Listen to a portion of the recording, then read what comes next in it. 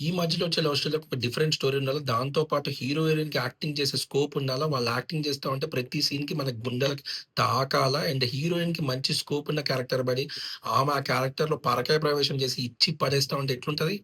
నమ్మశమమ. ఇప్పుడే 'Chennai love story' cinema నేను సంధ్యా థియేటర్‌లో చూసిన. సంధ్యా థియేటర్‌లో చాలా రోజులయింది నేను పోయి. మస్తు వైబ్ ఉంది.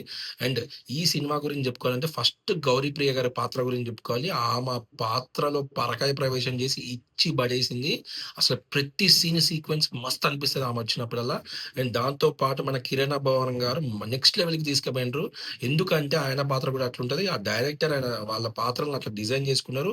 ఈ సినిమాలో వాళ్ళ ఫ్రెండ్స్ క్యారెక్టర్ గాని, వాళ్ళ మదర్, ఫాదర్ క్యారెక్టర్ గాని ఎవ్రీథింగ్ వర్కౌట్ అయింది. అండ్ మెయిన్‌గా చెప్పుకోవాల్సింది మన మణిశర్మ గారి మ్యూజిక్ గురించి. ఆయన ఈ సినిమాని ఆయన మ్యూజిక్‌తో నెక్స్ట్ లెవెల్‌కి తీసుకుపోయిండ్రు. సినిమాటోగ్రఫీ గాని, ఆ ప్రొడక్షన్ వాల్యూస్ గాని, ఎస్‌కేఎన్ చెప్పినట్టే నెక్స్ట్ లెవెల్‌కి తీసుకుపోయిండ్రు. అండ్ ఈ సినిమాకొచ్చేసరికి మెయిన్‌గా స్టార్టింగ్ మన 'గౌరీప్రియ' గారికి లవ్ ఫెయిల్యూర్ అయిద్ది మామ. లవ్ ఫెయిల్యూర్ అయిన అబ్బాయిని చూసుంటారు. కానీ ఆ అమ్మాయిని చూస్తే ఎట్లుంటదో ఈ సినిమాలో చూడండి. అండ్ దాంతో పాటు ఆమె చెన్నైకెళ్తా ఉంటది. ఆ చెన్నైకెళ్ళేటప్పుడు ఆ ట్రైన్‌లో సీక్వెన్స్ గాని అది మాత్రం క్రేజీ అనిపించింది. నెక్స్ట్ లెవెల్ అనిపించింది. ఆమె పాత్ర మాత్రం మామూలు డిజైన్ చేయలే.